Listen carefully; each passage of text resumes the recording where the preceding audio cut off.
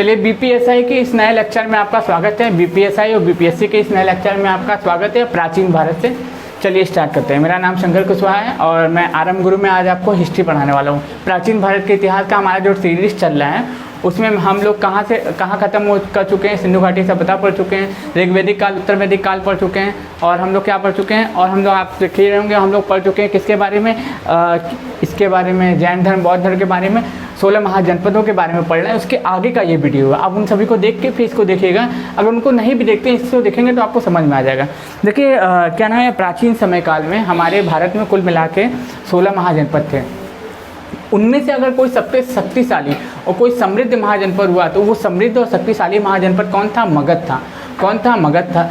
और मगध में 16 महाजनपद थे, उसमें से सबसे शक्तिशाली जनपद कौन था? मगध था। लेकिन मगध का वास्तविक संस्थापक किसे माना जाता है? जैसे कि आप जानते होंगे, महाभारत को देखे होंगे, कुरु राजवंश, अंगराज कर्ण के बारे में आप जानते होंगे, गांधार नरेश शकुनी के बारे में जानते होंगे। तो होता क्या है कि महाभारत से हम लोग कड़ी जोड़ेंगे तो जरासंध का जो पुत्र बृहद्रथ था वही मगध का असली संस्थापक था। मगध पर शासन करने वाला पहला राजवंश अगर कोई था तो वो कहता बृहद्रथ वंश था। बृहद्रथ ने ही क्या की थी? मगध की स्थापना की थी। लेकिन अगर हम लोग आधुनिक परिप्रेक्ष्य से जानेंगे, जो हम लोग को सबूत साक्ष्य प्राप्त होते हैं, तो वो हम लोग को पढ़ने को कुछ अलग मिल जाएगा। उसमें हमें मिल जाएगा कौन? 16 महाजनपद मिल जाता है। उसमें मिल जाता है हमें हर्यक वंश। कौन मिल जाता है? हर्यक वंश। अब मगध के उदय के कारण क्या क्या थे? सबसे पहले हम लोग जान लेते हैं कि मगध जो इतना उदय हुआ, इतना समृद्ध हुआ, इसके उदय के कारण क्या क्या थे और कौन कौन से थे। पहला कारण था आर्थिक कारण। आर्थिक कारण से मैं आपको बता सकता हूँ कि वहाँ की जो स्थिति थी, वहाँ की जो कर व्यवस्था थी वो बहुत अच्छी थी।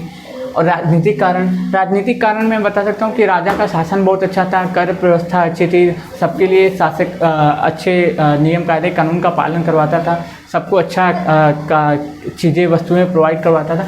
भौगोलिक कारण एक था कि वो 5 पहाड़ियों से घिरा हुआ था। राजगीर की जो पहाड़ियाँ, उन 5 पहाड़ियों से घिरा हुआ मगध एक समृद्ध क्षेत्र था। लोहे की खोज हो गई थी। लोहे की खोज के कारण वो और डेवलप हो गया, क्योंकि जो किसान पहले क्या नाम है, पत्थर के कुल्हाड़ी से खेती करते थे, तो अब किससे करने लगे? लोहे के औजारों से करने लगे थे।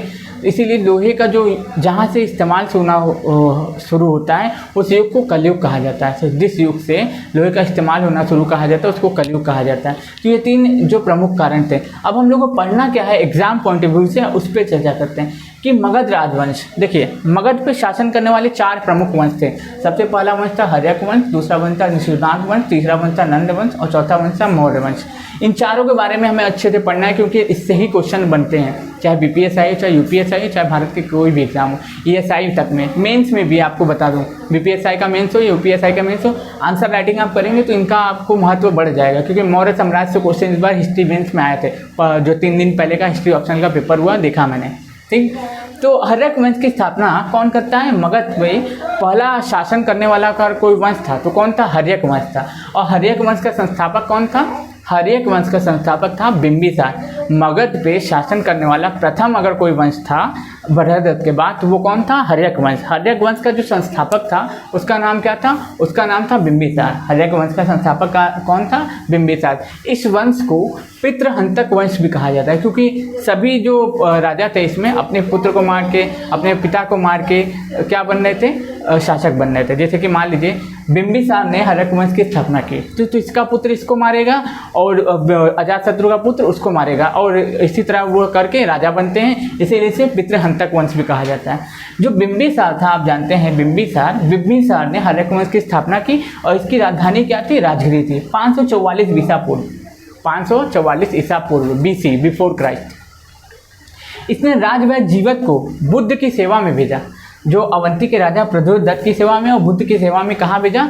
क्या नाम है, यहाँ अवंती भेजा। राजवैद्य जीवक को, जो जीवक संप्रदाय की स्थापना आप सुनते होंगे कि बर्बर के गुफाओं का निर्माण कौन करवाता है? मौर्य वंश जब पढ़ेंगे तो कौन करवाता है? वो अशोक का जो पिता रहता है, क्या नाम रहता है उसका? बिंदुसार और बिंबिसार से कंफ्यूज मत होइएगा। हर्यक वंश की जो स्थापना करता है उसका नाम क्या रहता है? बिंबिसार। और मौर्य वंश का जो अगला शासक बनता है चंद्रगुप्त मौर्य के बाद, वो कौन सा रहता है?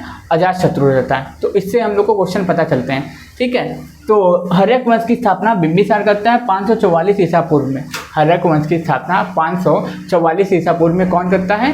बिंबिसार करता है। इसकी राजधानी क्या बनाता है? अपनी राजधानी बनाता है किसको? राजगिरी को।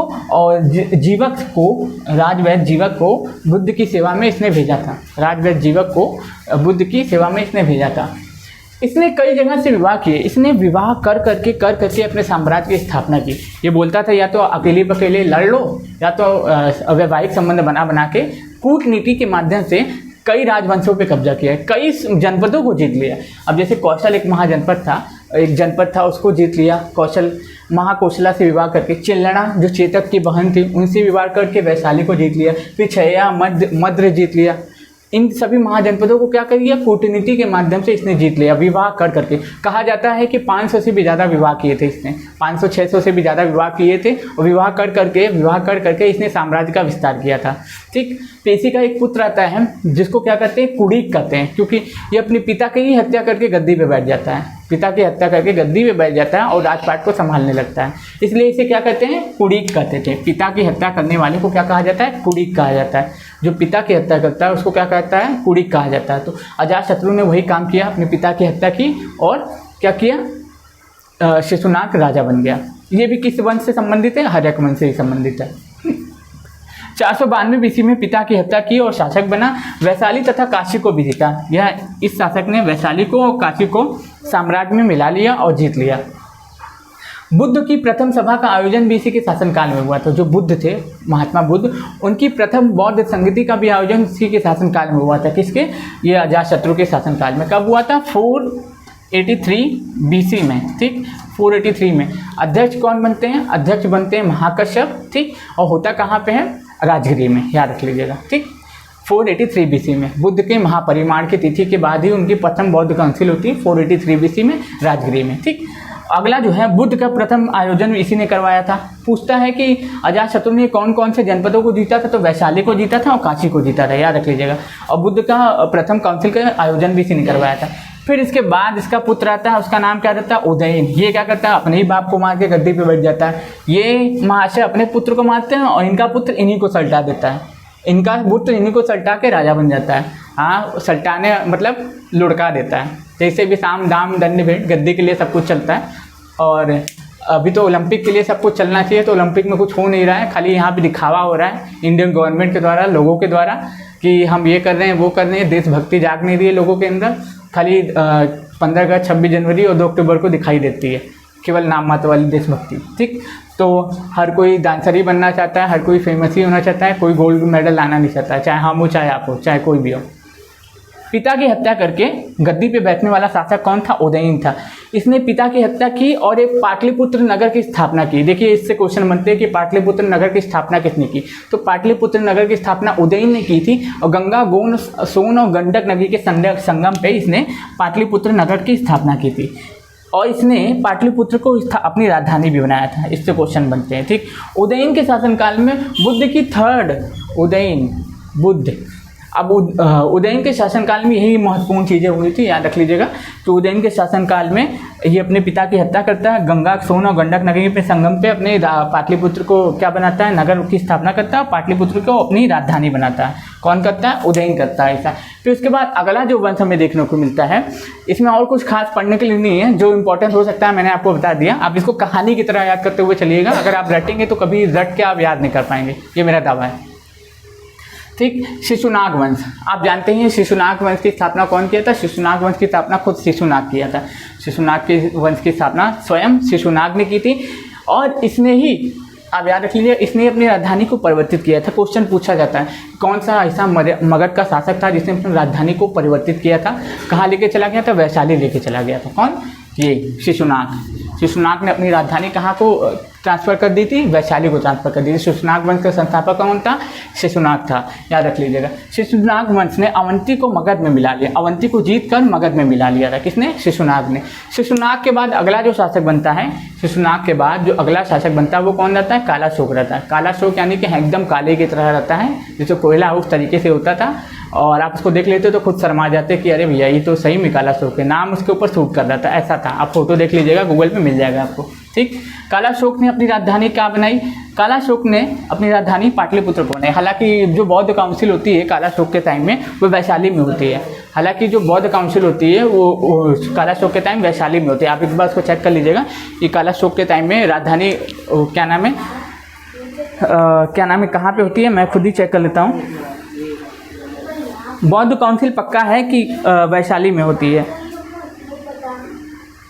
हाँ ये सही है। देखिए कालाशोक जो था, आप जानते हैं कालाशोक के शासनकाल में द्वितीय बौद्ध काउंसिल हुई थी 383 BC में वैशाली में, लेकिन इसने पुनः अपनी पाटलिपुत्र को राजधानी बनाया था। पाटलिपुत्र को इसने पुनः राजधानी बनाया था, ठीक। अब याद रख लीजिएगा, इस वंश का अंतिम जो राजा था उसका नाम था नंदीवर्धन। इस वंश का जो अंतिम राजा था उसका नाम क्या था? इस वंश का अंतिम जो राजा था उसका नाम था नंदीवर्धन। याद रख लीजिएगा कि हर्यक वंश, आपको शिशुनाग वंश का अंतिम राजा पूछे तो कौन था? नंदीवर्धन था। याद रख लीजिएगा नंदीवर्धन, बार बार रिपीट कर रहा हूँ कि शिशुनाग वंश का अंतिम राजा कौन था? नंदीवर्धन। प्रथम राजा और लास्ट राजा से क्वेश्चन बनते हो या जो इंपॉर्टेंट होते हैं उनसे क्वेश्चन बनते हैं। हर्यक वंश में तो आपको सभी को पढ़ना है, चाहे बिंबिसार हो, चाहे अजातशत्रु हो, चाहे उदयन हो, तीनों के बारे में आपको पढ़ना है। और इसमें आपको कालाशोक के बारे में पढ़ना है और आपको किसके बारे में? शिशुनाग के बारे में। और थोड़ा सा आप खाली इसको याद कर लीजिएगा, अंतिम राजा नंदीवर्धन था।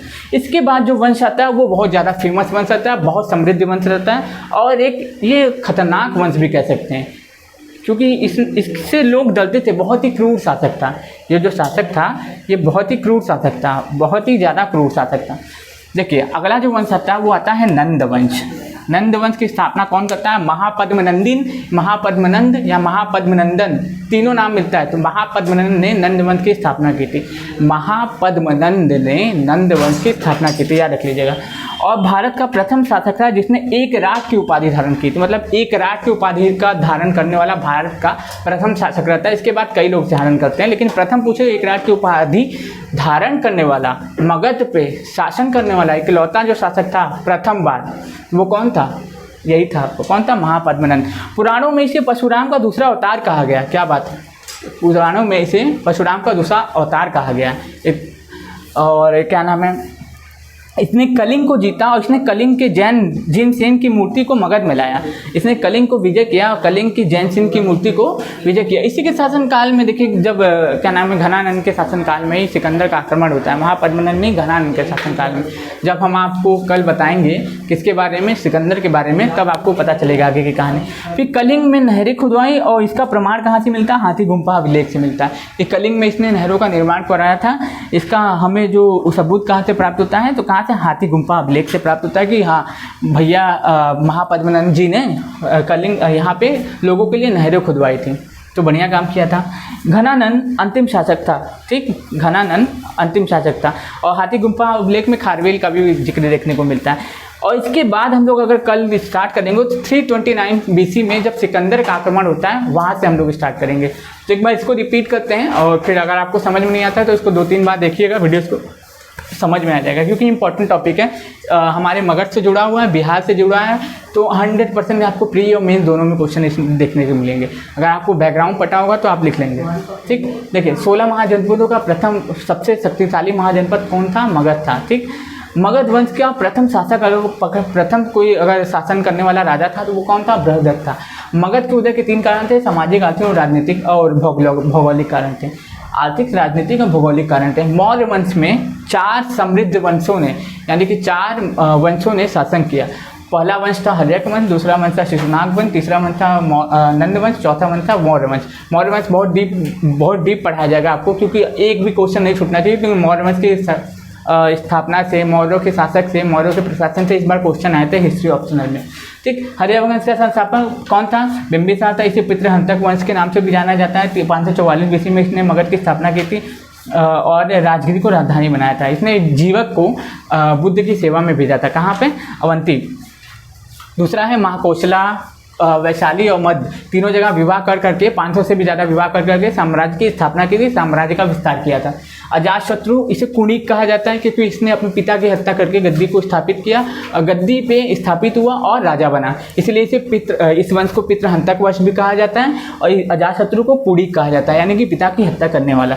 492 BC में क्या किया था, पिता की हत्या की थी और वैशाली क्या नाम है, शासक बना था। वैशाली तथा काशी को भी मगध में मिलाने वाला यही शासक था, याद रख लीजिएगा। वही काशी जो बनारस है, जिसकी कैपिटल क्या है, वाराणसी थी उस समय, काशी वाराणसी जिसकी कैपिटल थी प्राचीन समय में। इस समय बनारस नाम है, वाराणसी नाम है, ठीक। फिर उसके बाद उदयन इसका अगला शासक बनता है, ये उनको ही लुढ़का के बन जाता है। अगला शासक क्या बनता है, यऊ मार देता है, भैया तुम मेरे दादा को मारोगे, हम तुम्हें मार देंगे, मान लीजिए ऐसा, ठीक। फिर उसके बाद इसने गंगा, सोन और गंडक नदी के संगम पे इसने पाटलिपुत्र नगर की स्थापना की और पाटलिपुत्र को अपनी राजधानी बनाई।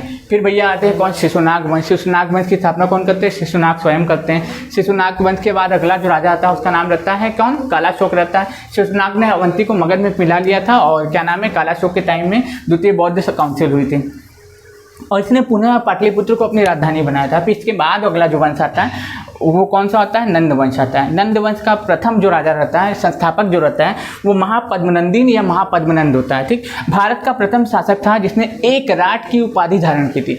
भारत का प्रथम शासक रहता है जिसने एक राट की उपाधि धारण की थी, याद रख लीजिएगा। इसे पुराणों में परशुराम का दूसरा अवतार कहा गया है कि हाँ भैया ये परशुराम के दूसरे अवतार हैं, परशुराम है ये, परशुराम है ये, भगवान है, ऐसा कहा जाता था इनको, ठीक। इन्होंने कलिंग को जीता और कलिंग में से जिनसेन की मूर्ति को कहाँ मंगवाया, मगध पे मंगवाया और कलिंग में नहरें खुदवाई। इसका प्रमाण हाथी गुम्फा अभिलेख में मिलता है। हाथी गुम्फा अभिलेख में हमें खारवेल का भी जिक्र देखने को मिलता है। अंतिम शासक धनानंद था, इसी के शासनकाल में सिकंदर का आक्रमण होता है जिसकी कहानी कल से स्टार्ट होगी, यानी कि कमिंग अप। चलिए तो इसको एक बार आप स्क्रीनशॉट ले लीजिए। आई होप आपने ले लिया होगा और मैं आशा करता हूँ ये वीडियो आपको पसंद आया होगा। इसको हम कंटिन्यू रखेंगे, हो सकता है मैं 10 दिन में पूरा कंप्लीट करा दूँ, उससे पहले भी कंप्लीट करा दूँ। धन्यवाद।